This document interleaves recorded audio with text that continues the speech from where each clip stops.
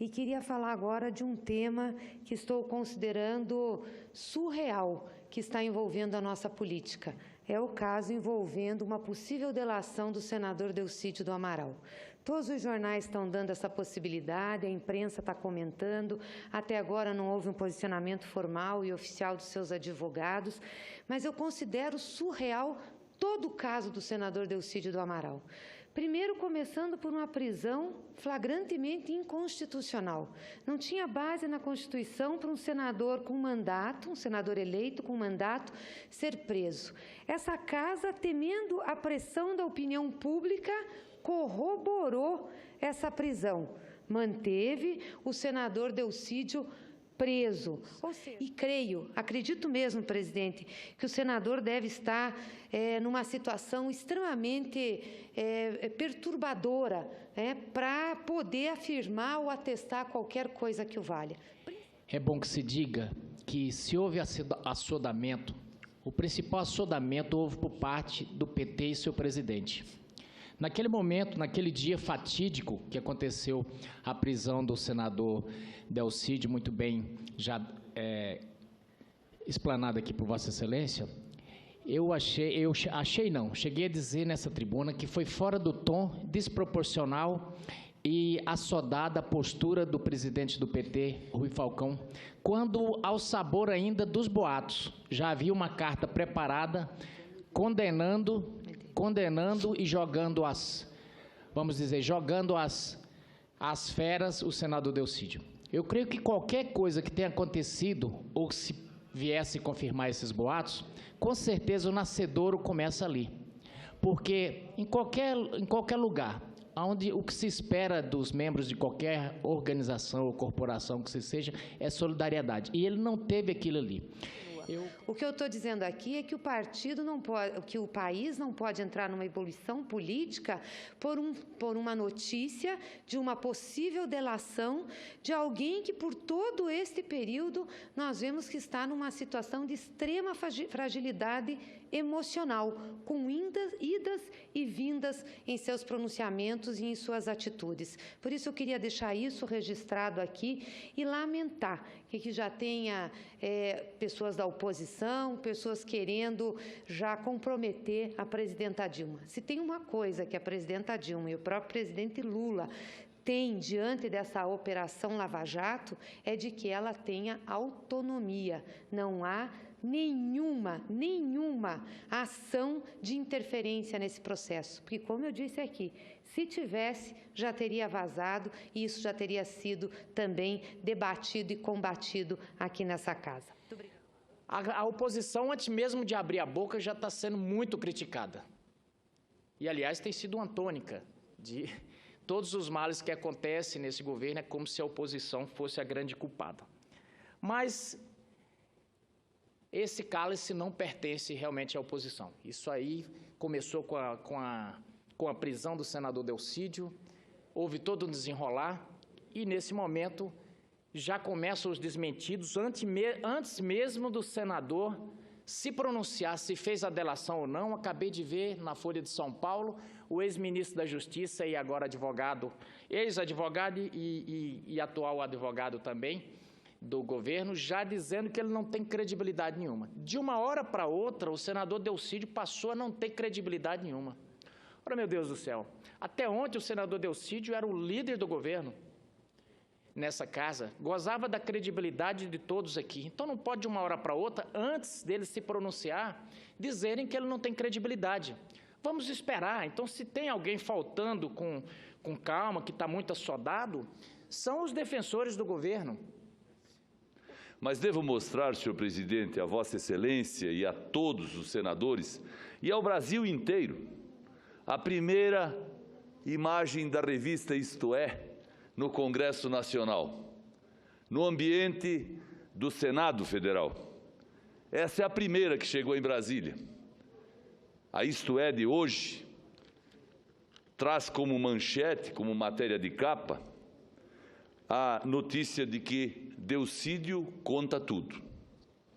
E quando a gente lê o teor da reportagem, senador Dário Berger, sem dúvida nenhuma, ficamos muito assustados, bastante envergonhados e também tristes. Porque hoje, sem dúvida nenhuma, é um dia diferente na história do Brasil.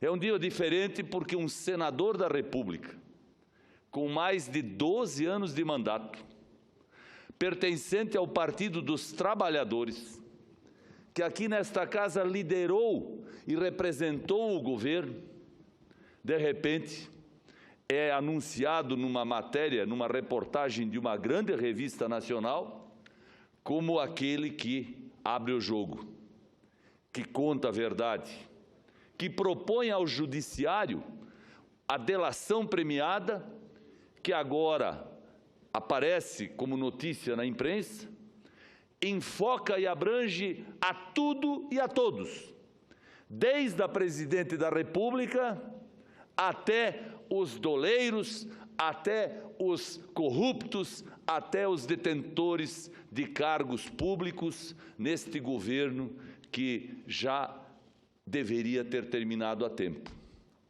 se possível na última eleição. Mas conseguiu sobreviver, senador José Serra, graças à mentira. Conseguiu sobreviver graças às pedaladas. Conseguiu sobreviver graças a toda a artimanha e toda a ação desenvolvida no campo social, iludindo desempregados, iludindo pessoas de bem, iludindo os próprios trabalhadores, porque sempre disse que em seu nome governava e pretendia continuar governando. Eu tenho certeza que nós vamos aqui, hoje e agora, assistir a várias manifestações, como já vimos, a manifestação da senadora Gleisi Hoffmann, defendendo o governo. Mas como defender se este governo passa a ser indefensável? Este governo não tem mais condições e credibilidade para continuar, porque agora não é mais a oposição que fala, não é mais a imprensa que fala. Agora quem fala é um dos seus filhados, mais ilustre, nosso colega, que aqui conosco trabalhou por muito tempo. Nós temos a certeza e a convicção de que, comprovados esses fatos e essas notícias, nós vamos ter que fazer com que a justiça no Brasil, a polícia brasileira, se desenvolva e faça, acima de tudo, que a lei prevaleça. Faça com que nós tenhamos punição para culpados de atos ilegais.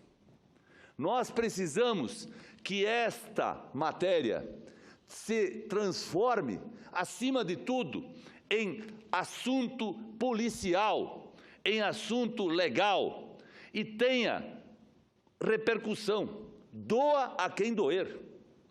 Eu diria, senhores senadores, que a palavra mais certa para se pronunciar hoje é exatamente a palavra renúncia.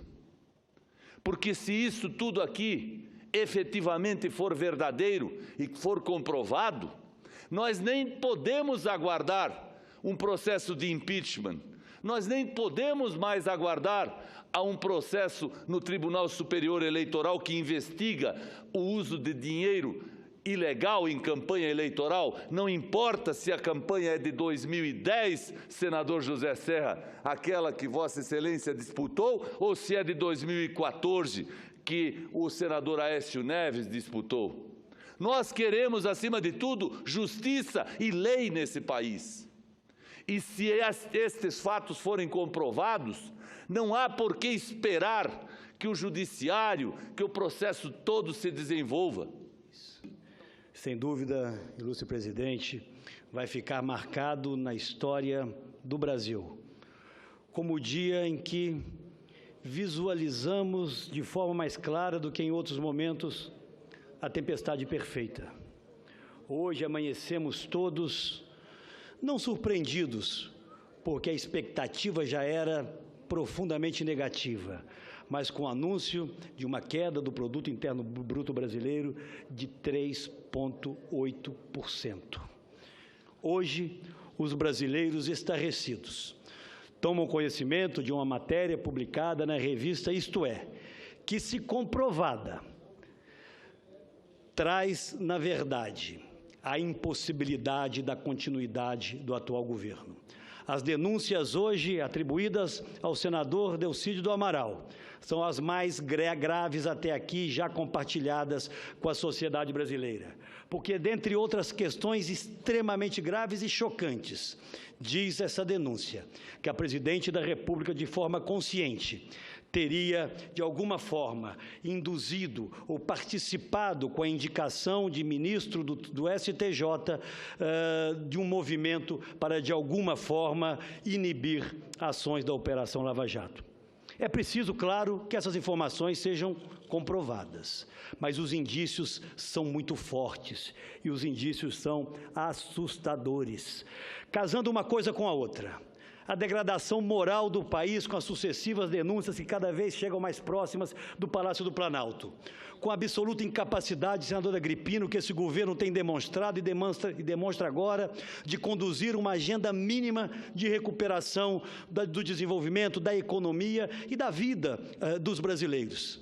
É preciso que os homens de bem desse país, que as mulheres de bem desse país, estejam ou não no Congresso Nacional, compreendam que nós precisamos buscar um caminho, e um caminho rápido, para que o Brasil vire de forma definitiva esta triste, dramática página da sua história política, para iniciarmos um novo tempo, onde a esperança volte a habitar os lares brasileiros. Vossa Excelência, que é uma pessoa de temperamento brando, conciliador, como todo bom mineiro, encheu as medidas como as minhas encheram. Não dá mais para esperar, a economia está em frangalhos, nós estamos no rés do chão, no campo da política, fatos inimagináveis denunciados pelo líder do governo que acabou de deixar, e talvez esta seja a nossa salvação. Os fatos são tão fortes que vão empurrar irremediavelmente as instituições a encontrarem a saída política para o nosso impasse, ou seja, o fim do governo Dilma, o fim de um ciclo PT, forçado por quê? Por circunstâncias, por evidências, que são tão fortes que levam Vossa Excelência, um homem de temperamento ameno, a pedir claramente a renúncia da Presidente da República. Que nós tenhamos medidas para controlar o absurdo crescimento da nossa dívida pública, que, segundo os otimistas, ao final do ano de 2018, ultrapassará os 85%, e falo apenas dos otimistas, né? É preciso o Brasil voltar, senador Luiz, Vossa Excelência, que se dedica tanto às questões internacionais, voltar a fazer acordos comerciais pragmáticos que interessem aos brasileiros, que gerem empregos no Brasil e que nos permita deixar para trás esse alinhamento anacrônico, arcaico, com o bolivarianismo que conduziu a nossa política externa ao longo dos últimos anos. Está na hora de restabelecermos a meritocracia na gestão pública, profissionalizarmos as nossas agências reguladoras, dizermos aos brasileiros que nós podemos sim ser um país digno, respeitado pelo seu povo e respeitado pelas outras nações do mundo.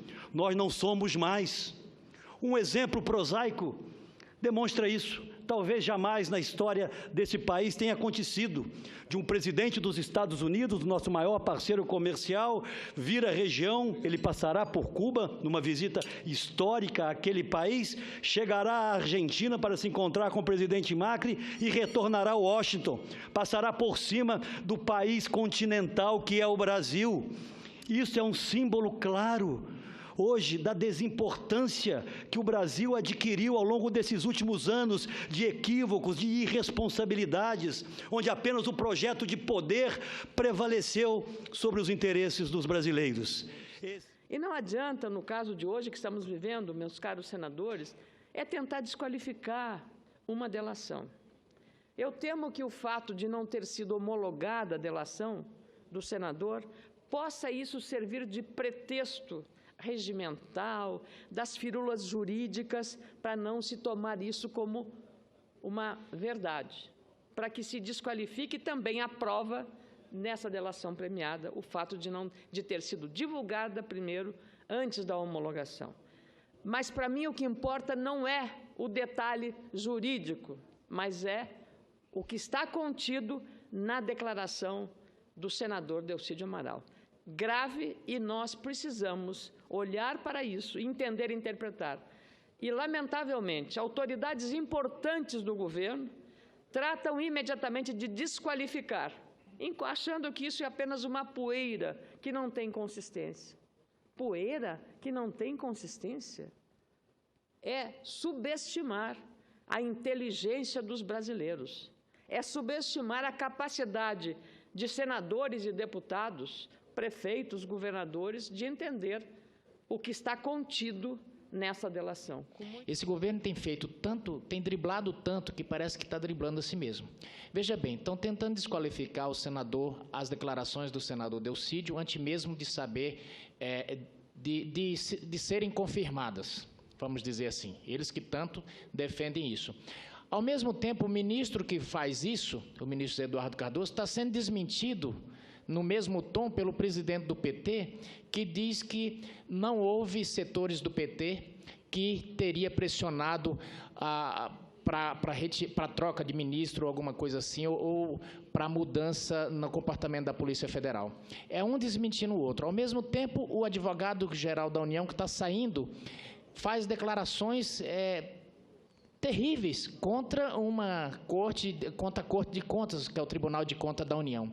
Então, é uma confusão que fazem para tentar, parece que, confundir a opinião pública. E Vossa Excelência desvenda esse novelo, desata e mostra às claras, ponto a ponto, para a população brasileira, o que está acontecendo. Essa história de querer descredibilizar o senador, que até ontem era líder do governo, é simplesmente manobra de suicídio. Eu era ainda criança, mas me lembro muito nitidamente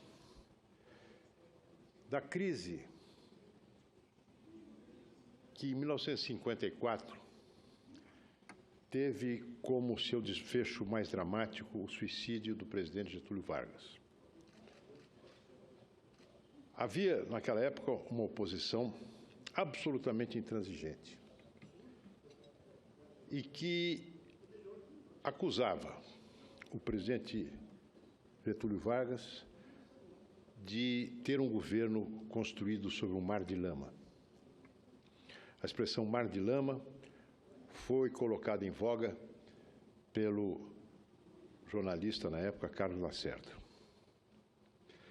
E Getúlio Vargas era, como todos nós sabemos, como a história comprovou, um homem probo, um homem austero, um homem que não admitia nenhum tipo de amálgama entre o interesse público e o interesse privado. E que foi levado à crise, e sucumbiu à crise, porque ela o atingiu pessoalmente. Não porque tivesse sido lançado sobre ele nenhuma suspeita de improbidade, mas porque houve suspeitas de que um dos seus filhos estivesse entre os mandantes de um crime que vitimou o Major Vaz e feriu Carlos Lacerda. Uma increpação injusta, um mar de lama, quando dirigida ao governo Getúlio Vargas. Pois o governo da presidente Dilma Rousseff é um governo que está hoje não apenas alicerçado, mas imerso num mar de lama.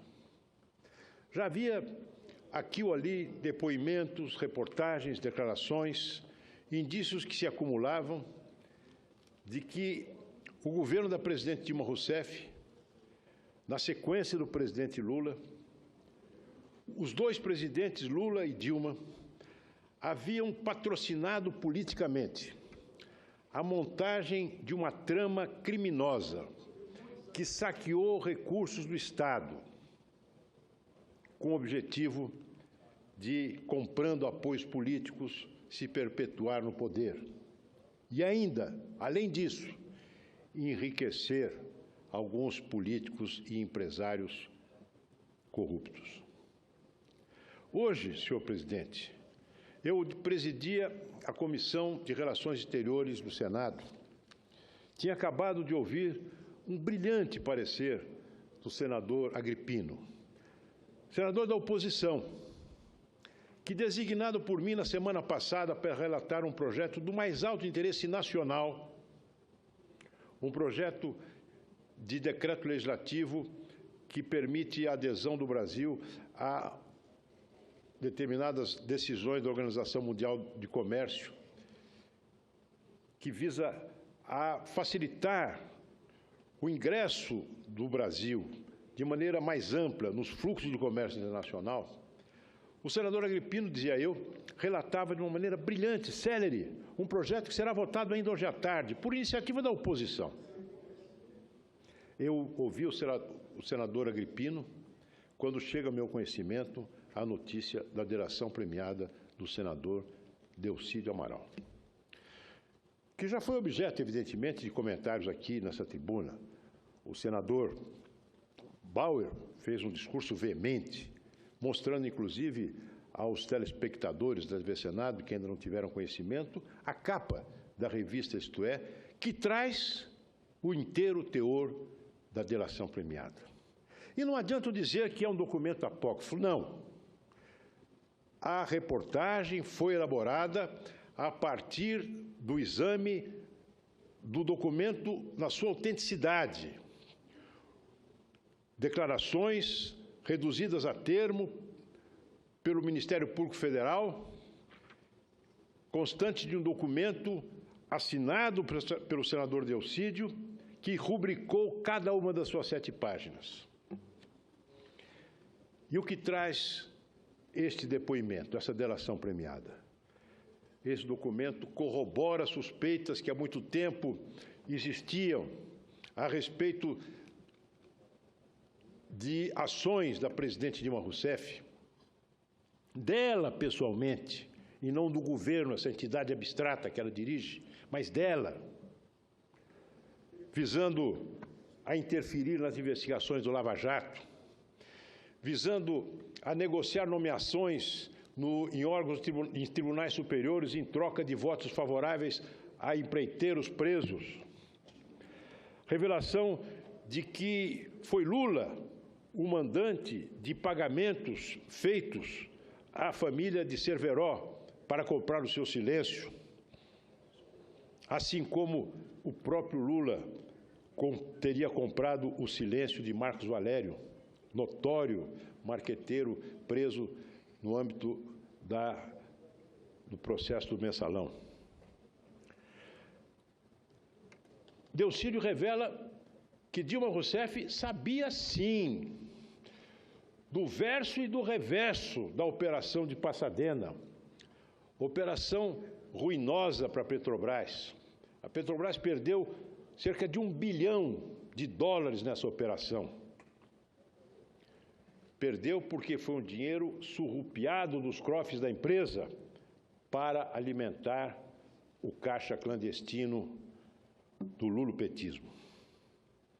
Isso tudo já se suspeitava, mas agora está aqui preto no branco. Uma delação de alguém que foi o líder do governo nesta casa, de um influente senador do PT, homem que gozava de franco acesso ao gabinete da presidente e às salas e à casa e ao Instituto Lula, onde opera o seu antecessor.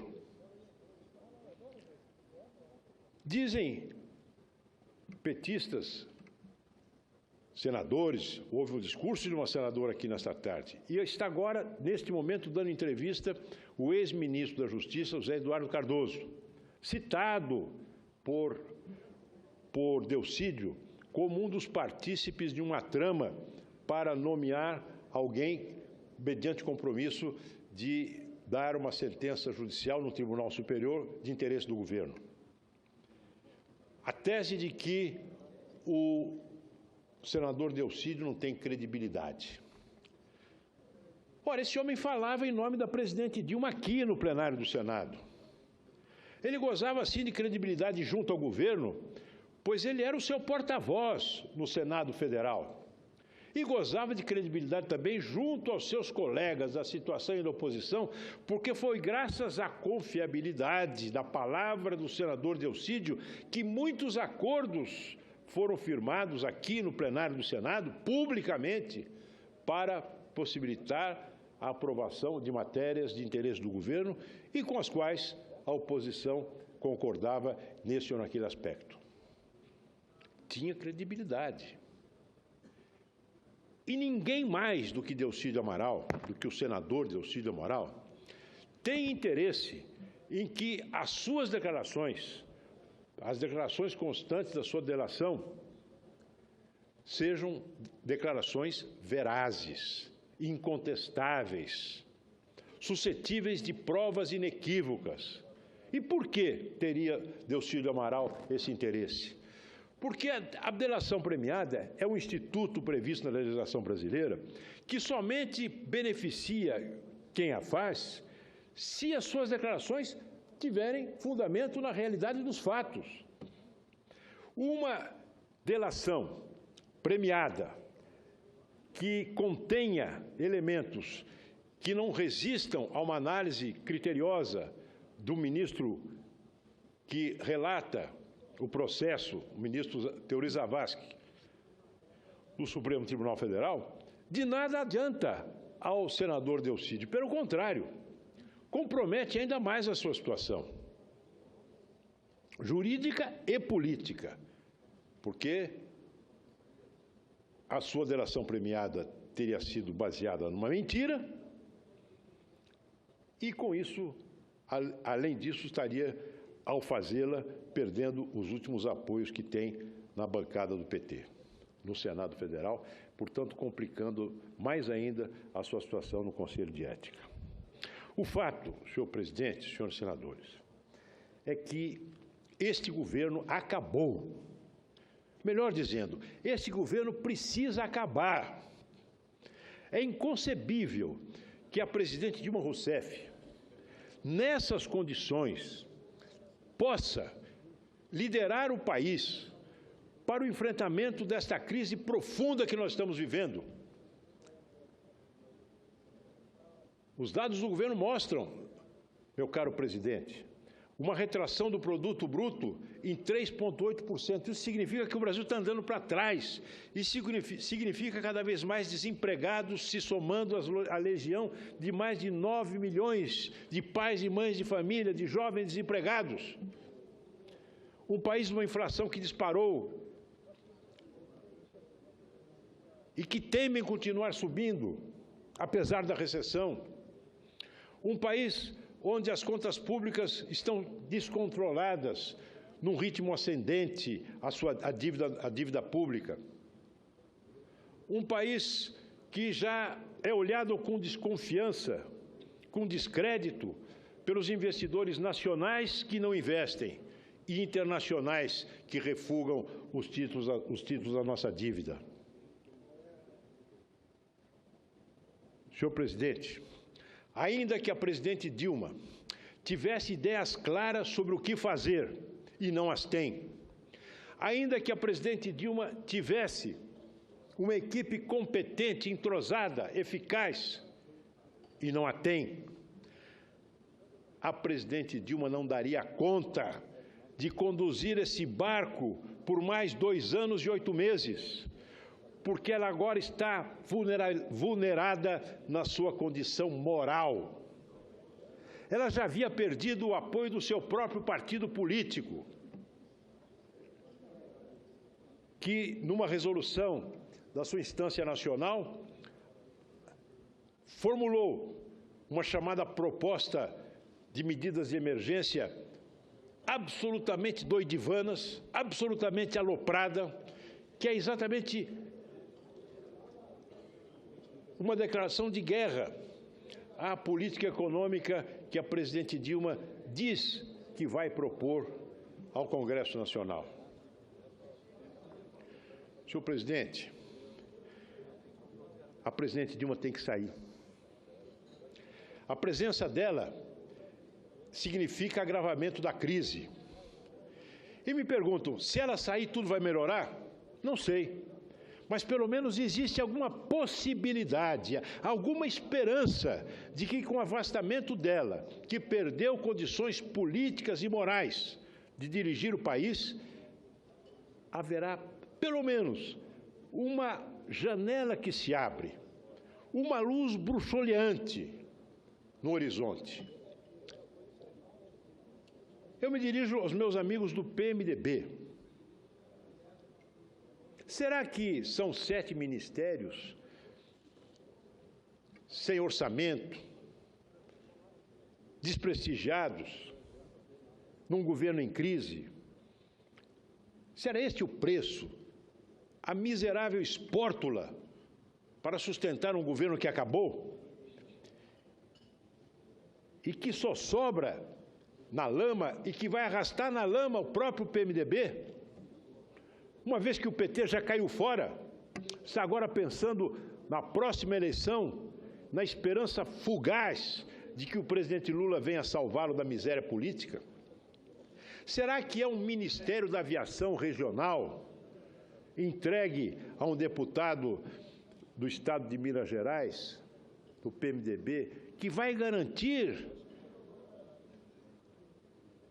que haja condições políticas de governabilidade que já foram perdidas? Nós precisamos, sim, que o PMDB reflita e venha, junto com os partidos da oposição e outros partidos da base do governo, dialogar a respeito de um programa de transição, de um programa de união nacional, que seja capaz de alinhar medidas, algumas até duras, difíceis de serem implementadas, mas que são absolutamente inadiáveis. Medidas essas que a presidente Dilma não tem, repito, condições políticas de tomar. Senhor presidente, senhores senadores, fosse essa situação de um prefeito entre os mais de 6 mil municípios desse país, de uma cidade grande, uma cidade de São Paulo, ou uma cidade pequena, como Pindorama, no interior de São Paulo, fosse essa situação, o prefeito não poderia se manter no cargo. A presidente Dilma não pode se manter no cargo.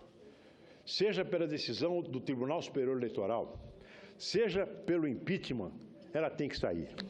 Já havia razões de sobra, do ponto de vista jurídico, para a decretação do impeachment, que foram as comprovadíssimas pedaladas que representam um atentado contra a lei orçamentária.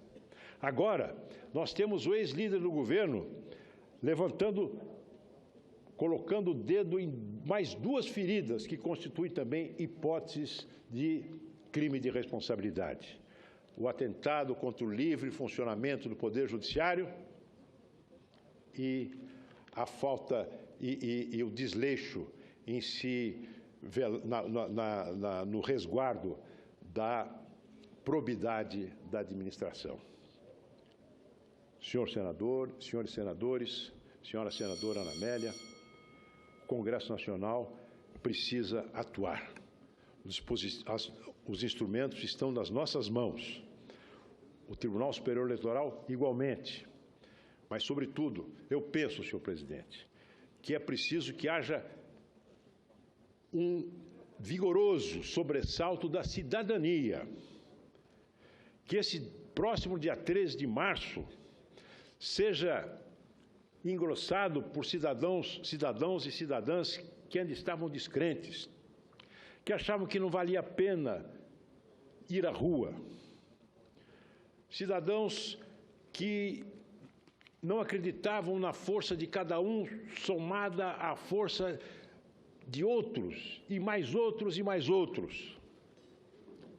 É preciso que esses fatos promovam uma articulação que já começou entre o Congresso Nacional e esses movimentos de rua, para que no próximo dia 13 de março, em todas as cidades desse país, nós possamos sair à rua convencidos de que ou nós saímos ou ela fica? E se ela ficar, o Brasil continuará afundando. Muito obrigado.